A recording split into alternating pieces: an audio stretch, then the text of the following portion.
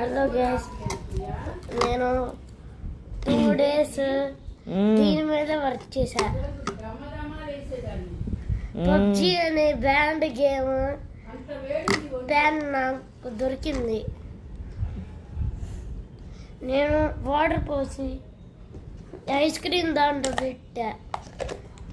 2 days ఈరోజు open చేశా.